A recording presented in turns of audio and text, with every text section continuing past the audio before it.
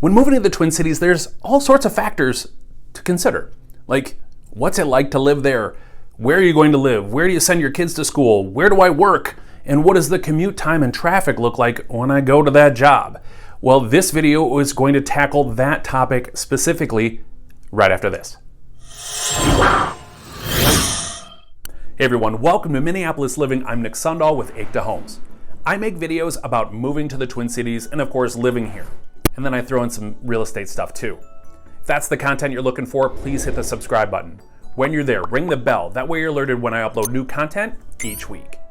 And make sure you stay to the end on this one because I've got a few tips that'll allow you to get around the Twin Cities just a little easier.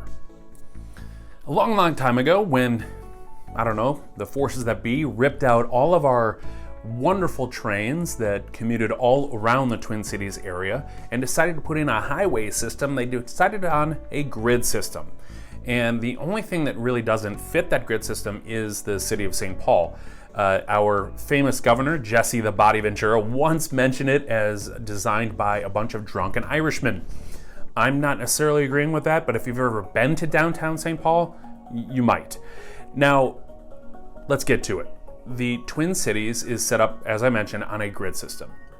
And Interstate Highway 94, I-94, runs in and around the Twin Cities. It connects us all the way to Chicago, Illinois, and then all the way to the northwest up to Fargo, North Dakota. Interstate 494 to the south and Interstate 694 to the north surrounds the Twin Cities, with I-94 going right through the center of it. When you head east and west, we've got 394 and Highway 62, also known as the Crosstown. As you move from west to east, you've got Highway 169 heading north and south, as well as Highway 100. And as you move to the east side of town, Highway 35W and 35E. 35 is an interstate that goes all the way north to Duluth and heads south all the way to Texas, if you want to go that far. But it splits, causing one of the worst bottlenecks in the Twin Cities at about Lakeville, Burnsville area, and then it reconnects on the north side of town upwards towards Forest Lake. Now, the I-94, 35W, 35E bottlenecks are some of the worst in the Twin Cities, as well as the 694, 494 when they meet at I-94 northwest corner in Maple Grove, Minnesota. These bottlenecks are probably the worst throughout the Twin Cities area, and they cause some of the worst traffic. Now, the Twin Cities is set up as the number 23 most congested metro area in the entire U.S. And we are also the 15th biggest media market per population, so it's really not that bad. However, we do on average lose about 52 hours per year to the average commuter.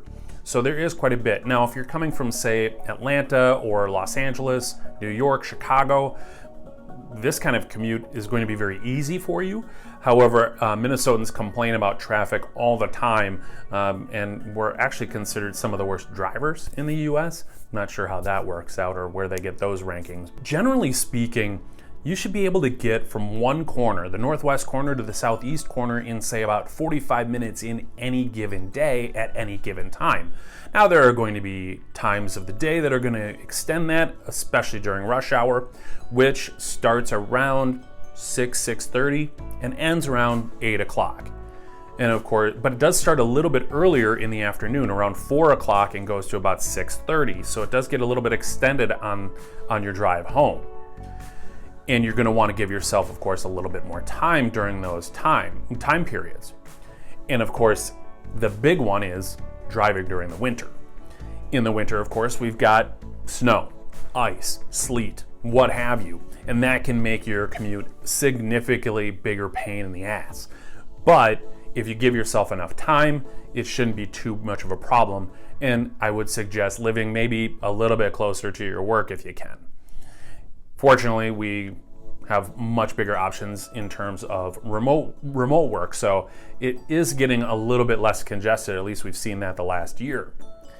Now in the summer months, we call that construction season here, because we can't get a lot of construction done, of course, in the winter months. So you do have to take that into consideration as well. A lot of times we're giving our major highway systems big refreshes in terms of resurfacing, expansion. We're putting a lot of money into our infrastructure when it comes to the bridge work. So that is a big thing here as well. Are you finding value in this video? Make sure you hit the like button.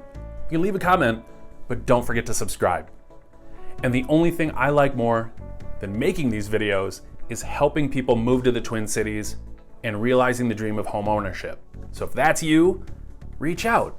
Call, text, email, hit me up on social media, but I'd love to start the conversation. Now, these last 2 tips for you. The first one is actually kind of a no-brainer, but not everybody thinks about it. It's snow tires. It's kind of a big investment, but keep in mind that you're going to be using them for almost half the year. Typically, we put those on around Thanksgiving. You take them off around Easter, and then you double the life of your regular tires. But snow tires make a huge difference in our Minnesota winters, and you'll thank me for them when you get that 3 or 4 inch snowfall and you gotta make it to work on time, as well as much safer on our highways and roads. The second one is our Min Pass. We have a special lane called Min Pass, and it is for carpooling. So if you're a motorcycle driver or if you like to carpool, you get to use it for free during peak times. But if you like to spend the minimum $25, get the little electronic device on your windshield, then you can use it at times of need. So if, say you're in kind of in a hurry to get home and you want to spend the extra $2.50, it gets you from point A to point B, you can just get in the Min Pass lane and it's a quick shot. This is Minneapolis Living. I really appreciate you watching. Please stay safe, please stay healthy, and I'll see you next time.